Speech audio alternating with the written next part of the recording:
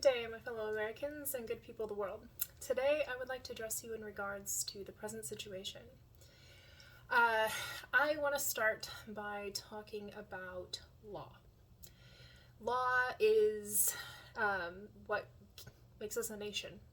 If not for our legal standing with our Constitution, our legal standing of our Declaration of Independence, we would literally be nothing. We would not be a nation without laws. And so, as I see it, government is about, enacting law, enforcing law, interpreting law, executing on law through policies, and to help to inform the people and others of what laws apply, and to ensure that everybody just stays in accordance with it. Law is essentially our mechanism that we have established that gives us a legitimate means by which we can lessen the intractability of problems. So it's a problem-solving mechanism, and we use law for resolving our conflicts and to prevent conflicts. And conflicts not just in a sense of like large world wars or international wars, but also conflicts just between people, conflicting interests, different sides, these sorts of things. And so it's difficult to manage the varied interests of people, especially when you have like deeply entrenched power structures, deeply entrenched economics, deeply entrenched class structures, these sorts of things, long-standing alliances that we've had as a nation, and just years and years of precedents, and the coding of our, the codification of our laws, and how they're actually applied and how they're interpreted, and then how people interpret them and how law enforcement interprets it. There's a lot going on in terms of how to make law do its thing. And so as messy and complicated as that is, especially when you get into speaking legalese, and it's just can get very confusing to somebody in layman's terms, what do you mean by that? And the system of law itself has been, over the years, kind of hijacked by people who have the financial means to work the system into their favor. And so it's an imperfect system, okay? But that doesn't mean that because it doesn't always work to establish justice, sometimes it actually perverts justice and can be hijacked by special interests to, create certain types of outcomes that are, disfavorable to particular portions of people. The fact of the matter is law itself is an evolution, it's an interpretive thing, it's something that can be overridden in most cases, and we can establish new laws if we find out, okay, well, this law doesn't work for us. So with this changeable system, we can mold it and shape it, inform it, contextualize it, interpret it in ways that are acceptable for us to create conditions by which everybody can come to terms with, the outcomes and settle on what has been determined as, okay, well, this is, may not be ideal for me, may not be ideal for you in all regards, but, there's something that we can come to terms with because we can approach it in this sense of, the law is supposed to be that thing that is, unbiased, and uninformed. It's just kind of like this template by which you have to bring the information in and fill in the blanks, so to speak, in order for the law to be interpreted as being either in accordance or in violation, and then from there you interpret, what are the paths of recourse.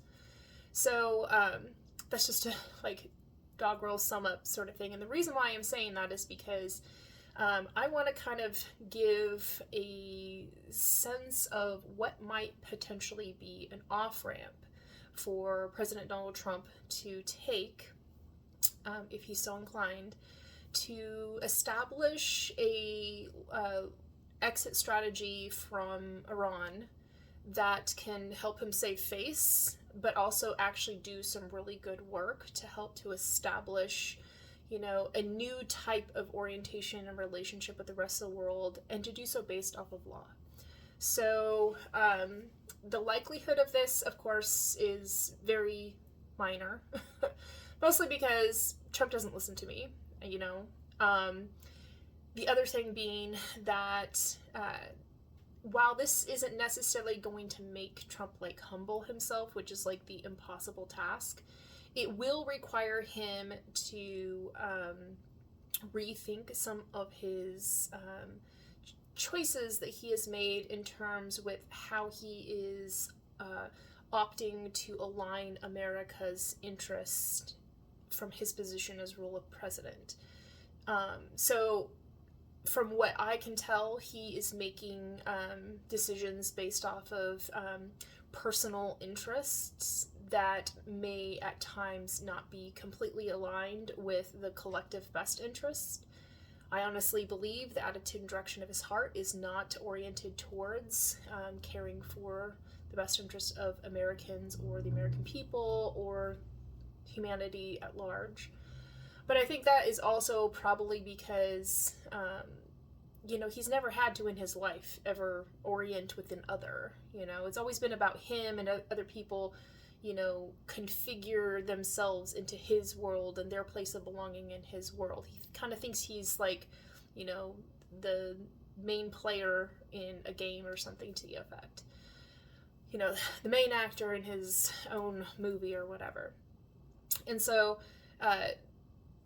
it would require him to put himself in a position of recognizing there's going to be a point in time where he's going to have to pass this thing off to somebody else. I don't think he's going to do it, willingly and just give it to anybody. I think he's trying to create a strategic, handoff where he hopes somehow it's going to still be able to retain all of the, ways he's dug his claws into the system, the way that he's morphed and changed stuff. I'm sure he would love to keep his name on all the stuff that he's put his name on, these sorts of things. And then hopefully find somebody that's not going to come and attack and, go after all of his, buddies that have been getting away with a lot of things that they should not and would not otherwise get away with if not for Trump being president. So I think he's playing all of these, notions in his head of how can he best rig the system and, set up schemas that will give the best outcome for all these people that he is beholden to. He's not his own man. He's very much beholden to lots of other people, which, makes me have pity and disappointment for him. And it's especially important for him because of his branding is everything that he is, everything that he ever was, and it's going to be his legacy or whatever. He doesn't want that to be tarnished by, somebody coming in as president after him to tear it all down and set it aflame or something like that.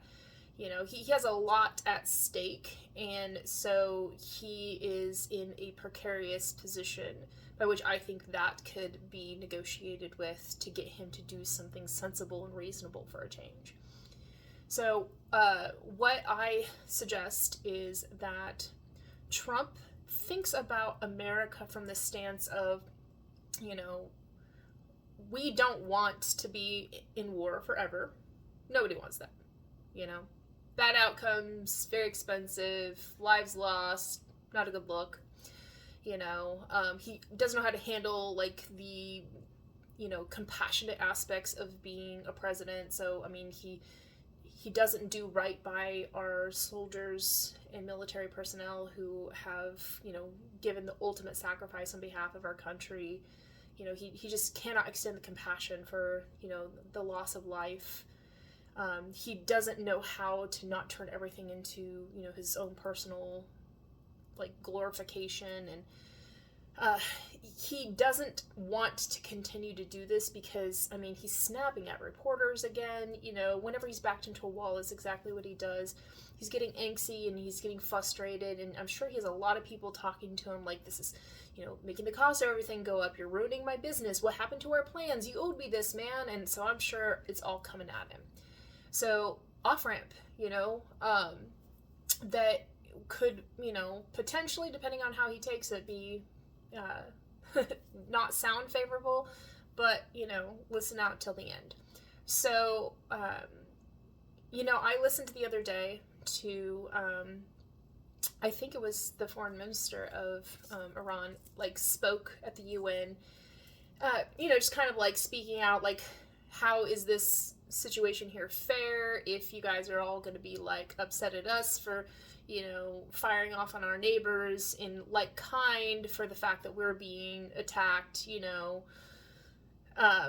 by Israel and the United States, and, our neighbors have connective interests with those nations, and, we're asserting ourselves because we're under attack in an unprovoked situation, and, the legalities of this doesn't look right, and you're not really standing on, business in terms of, like, the UN's supposed to be this great arbiter of peace and, legitimacy and law and rules and norms and helping everybody come to a table together and we can be in agreements. And, America's using its power of, superior authority in that role to, avoid any consequences. This is wrong. That's not exactly what he said.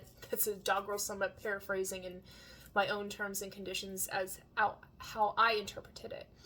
So what I think that kind of opened a door of opportunity for President Trump to be able to come in and do a little bit of his magic making with negotiating skills and essentially be able to offer to Iran a way to say, let's do an olive branch, of goodwill.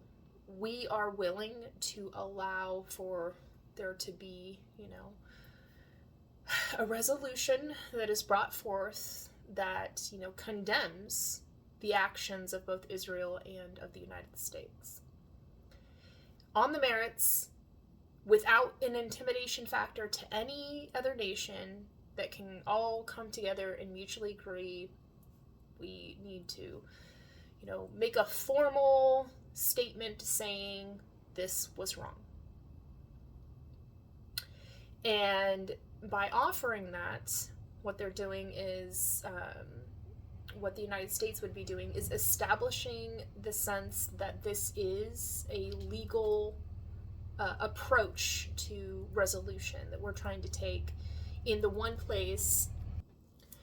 It would be a legal course by which everybody can say, we're willing to agree that we can sort out our differences in this platform. In these terms, we can all come together and sit down, global brother and sisterhood, and come to terms with where we're at, where we're going, and how we got here, and how we might best approach a position moving forward. And by offering the, capacity to establish a resolution where, the United States and Israel are both, recognized for having done this wrong thing, it sends that sense of an olive branch. Like, we know that, you don't agree with us doing what we did. And we agree that we wish we didn't have to do what we did, but our reasoning, we thought that we had to do that. So, now that it's done, it can't be undone.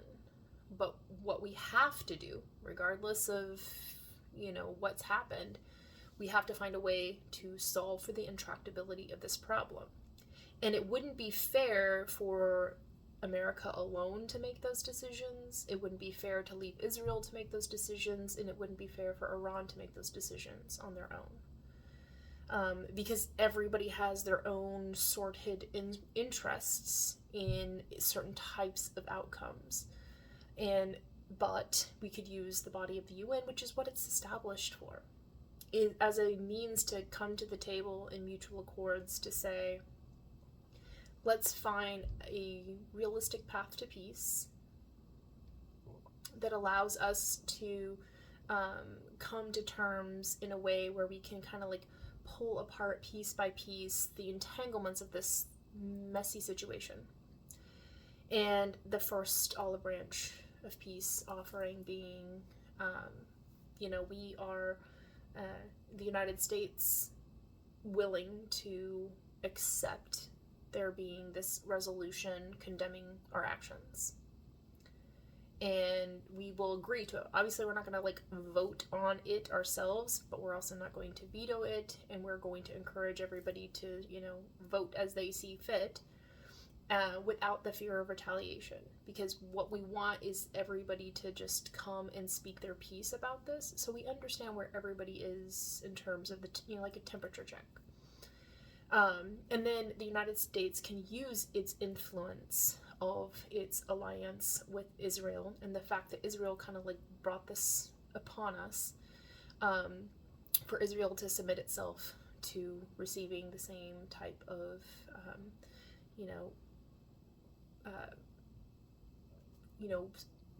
recognition that, this was the wrong thing to do. And then from that position, we can start to have a playing field that's evened, by which we can all come and settle some different terms and conditions to solve for the other parts of the problems that are still intractable. So, Iran's relationship is embedded with Russia, and as far as I see it, it would be in the best interest of the world if that relationship wasn't as close as it is. Especially because, hearing the intelligence has been shared by Russia for Iran to use, in which Iran has used it to inflict damage on its neighbors and the U.S., and resulting in deaths of U.S. soldiers.